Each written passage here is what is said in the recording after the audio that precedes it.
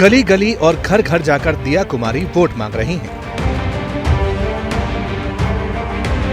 जयपुर की विद्याधर नगर सीट से सांसद दिया कुमारी बीजेपी की उम्मीदवार हैं और इस तरह से वो अपने प्रचार को धार देने में जुटी हैं।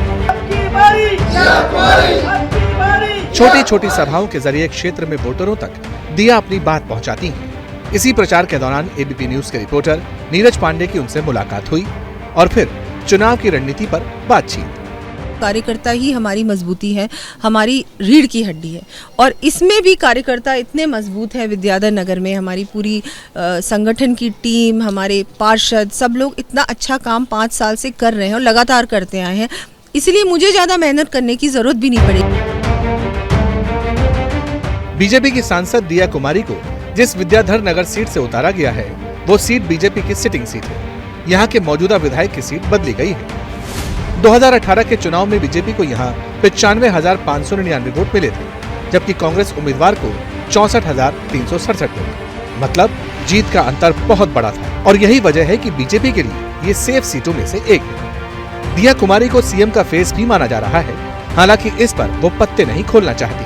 आप भी अपने आप को मानती है कैंडिडेट? मैं बिल्कुल नहीं मानती। मैं अभी एमएलए की प्रत्याशी हूँ और बिल्कुल मैं अपने सभी वोटर्स से कहूँगी कि मुझे वोट करें और एमएलए बनाएं। अगर आपको चुनना हो, आपके जो पार्टी के चेहरे हैं कि ये मुख्यमंत्री, अगर आप खुद नहीं बनना चाहती तो किसको चुनेंगी आप? बिल्कुल भी नहीं, मैं इसमें कोई कमेंट नहीं करूंगी। पार्लियामेंट्री बोर्ड का डिसीजन है। नरेंद्र मोदी जिंदाबाद। सूत्रों की माने तो कांग्रेस इस सीट पर अपने लिए मजबूत उम्मीदवार तलाश रही है, लेकिन उसकी तलाश पूरी नहीं हो पा रही। अब जातीय गणित की बात करें तो वो गणित भी बीजेपी के ही फेवर में दिखता है।